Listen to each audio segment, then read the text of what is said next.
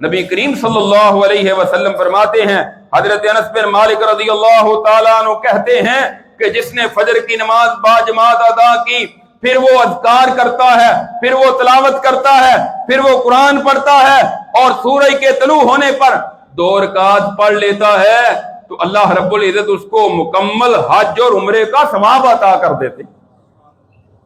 آج 15-20 لاکھ روپیہ حج کے لیے یقیناً بہت بڑی سعادت ہے، جس کو اللہ نے دیا ہے مال اس پر فرض ہے۔ اللہ ہم سب کو بار بار حرمین شریفین کی حاضری نصیب فرمائے، حج اور عمرے کی سعادت نصیب فرمائے، لیکن اس کے ساتھ ساتھ جتنے ہم گناہ کرتے ہیں اس سے زیادہ ہمیں نیکیوں کی تو بھی ضرورت ہے۔ حج اور عمرے کی فضیلت حاصل ہوتی ہے، کیا ہے؟ کچھ بھی نہیں۔ 1 پونا گھنٹہ، آدھا پونا گھنٹہ فجر کے بعد آپ بیٹھے اور پھر اس کے بعد آپ نے 2 رکعت پڑھ لی۔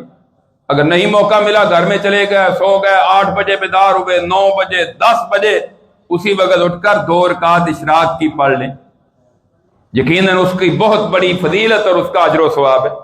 پھر اپنا کام کاج کریں، لیکن اس میں ٹائم نکالیں، اپنے آفس میں بیٹھے ہوئے، اپنی کاروبار میں لگے ہوئے، راستے میں جاتے ہوئے، گاڑی پہ سفر کرتے ہوئے قرآن کی تلاوت کریں۔